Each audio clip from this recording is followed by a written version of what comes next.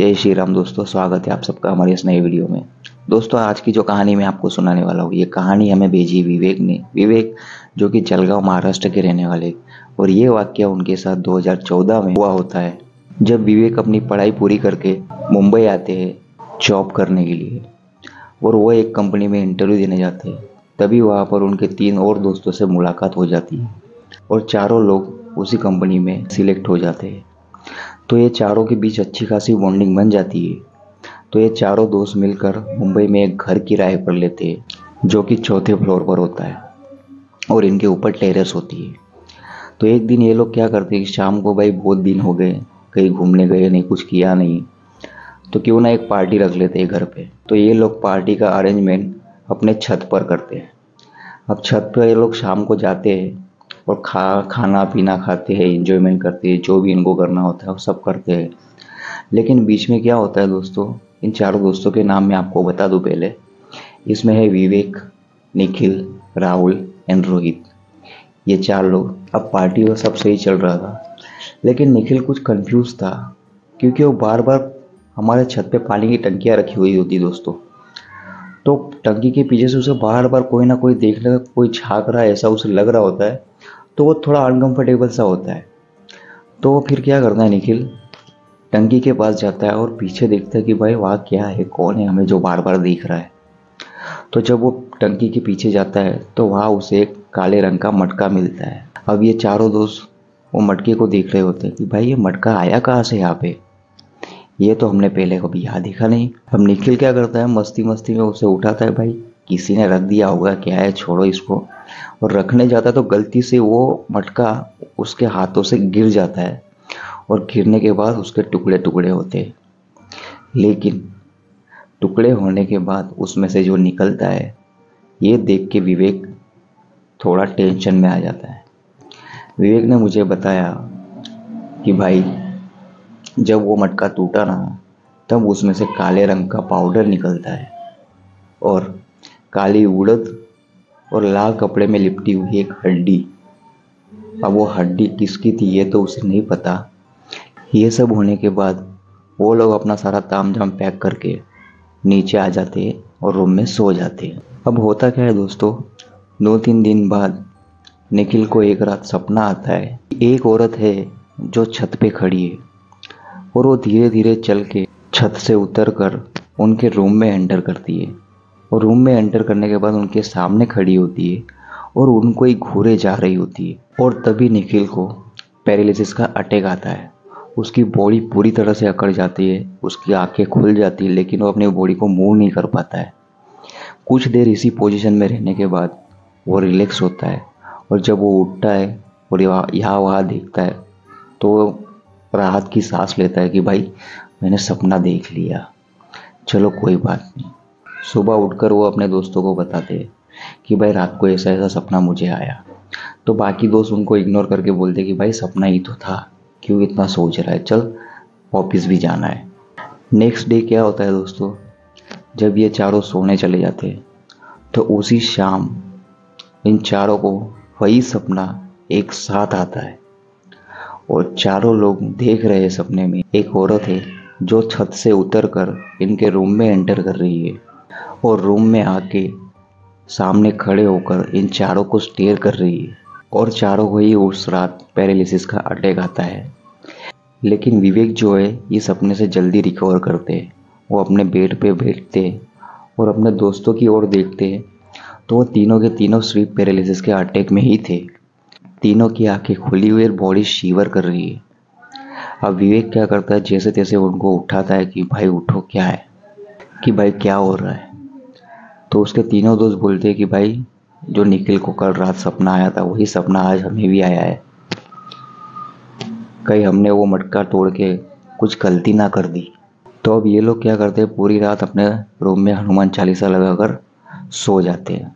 अब विवेक ने मुझे और बताया कि दीपक भाई, ये इंसिडेंट होने के बाद हमारे घर में कुछ ना कुछ एक्टिविटी होना शुरू हो चुकी थी। जब भी रात होती तो छत से किसी ना किसी के चलने की आवाज़ें सुनाई देती, जैसे कोई छत पे धम धम दे रहा हो। रूम में किसी के चलने की आवाज़ें सुनाई देती, जैसे कोई रूम में चल रहा हो। और तो और कभी कभी इनको किसी औरत के हंसने की भी आवाज आने लग जाती थी। घर में रखा हुआ सामान यहाँ वहाँ होने लग जाता था। ये सारे इंसिडेंट इनके घरों में होना शुरू हो चुके थे। अब एक दिन ये लोग क्या करते हैं कि भाई घर पे खा खा के बोर हो गए, क्यों ना आज बाहर डिनर करने चलते हैं। अब ये बाहर डिनर करने जाते हैं तो बाहर जाकर कुछ नॉनवेज वगैरह खाते हैं और ड्रिंक्स भी करके आते हैं। उस रात उनके साथ कुछ ऐसा होता है जिसको देखने के बाद ये पूरी तरह से डर जाते हैं। तब रात के 2-3 बजे के करीब विवेक जो होता है, विवेक को किसी के रोने की आवाज़ आती है और विवेक अपने बेड पर बैठकर यहाँ वहाँ देखता है तो वहाँ उसे निखिल नज़र नहीं आता। विवेक को कमरे में से किसी के रोने की आवाज़ आ रही होती है तो वो कोने में देखते कि भाई कौन है जो रो रहा है।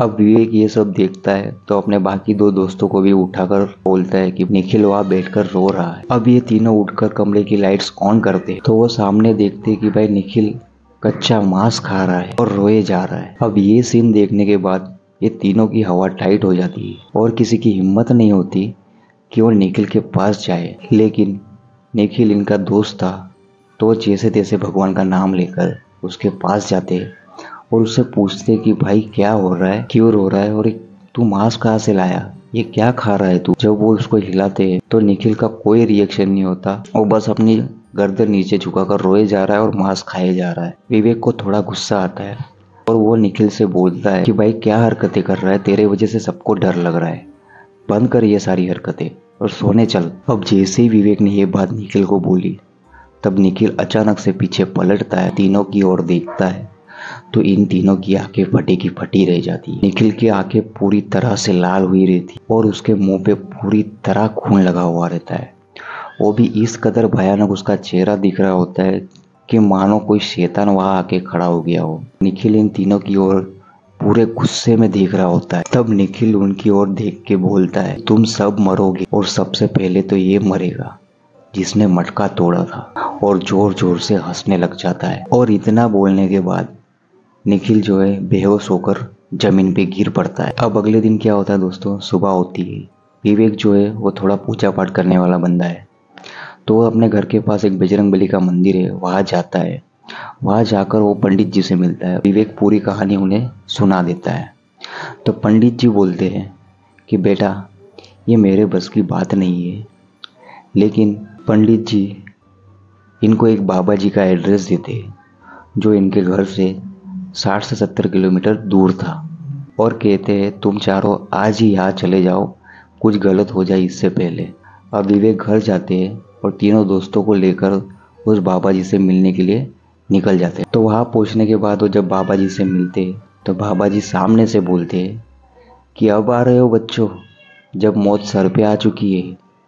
मटका तोड़ा तब ये नहीं सोचा कि क्या हो सकता है इसके अंदर। मटका तोड़ने वाली बात सुनकर ये चारों की होश उड़ जाते हैं कि भाई हमने ये बात तो किसी को नहीं बताई, लेकिन ये बाबा जी को कैसे पता चल गई।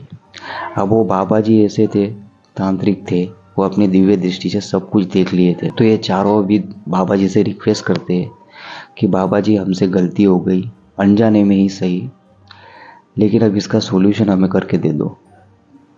तो बाबा जी कहते हैं बेटा ये सॉल्यूशन ऐसे ही नहीं होने वाला। उस मटके में एक औरत की आत्मा थी जिसको तुमने मुक्त कर दिया। अब उस आत्मा ने उस घर में अपनी जगह बना ली है, जितना जल्दी हो सके उस घर को खाली करके निकल जाओ, नहीं तो वो आत्मा किसी की भी जान ले सकती है और कल तुम्हें यहाँ रुककर एक यज्ञ करना पड़ेगा। अब बाबा जी ने जैसे बताया था दूसरे दिन वहाँ यज्ञ होता है और यज्ञ में ये चारों लोग बैठकर पूरा यज्ञ संपन्न करते हैं और इन चारों के हाथों में कलावा बांधते हैं और इनको एक मंत्र देते हैं जो इनको 21 दिन तक जाप करना होता है। ये सब खत्म होने के बाद विवेक और इनके 3 दोस्त घर पे आते हैं। घर पे आने के बाद जो भी इनका काम का सामान होता है वो अपने बैग में पैक करते हैं और वहाँ से ये चारों सब अपने अपने घर के लिए निकल जाते हैं और आने वाले 21 दिनों तक ये उस मंत्र का जाप करते हैं। अब ये चारों दोस्तों की लाइफ में सब कुछ नॉर्मल हो चुका है, पहले जैसी जिंदगी ये लोग जी रहे हैं। तो आज की ये कहानी दोस्तों आपको कैसी लगी ये कमेंट करके जरूर बताना। वीडियो को लाइक एंड चैनल को सब्सक्राइब जरूर करना दोस्तों। जय श्री राम।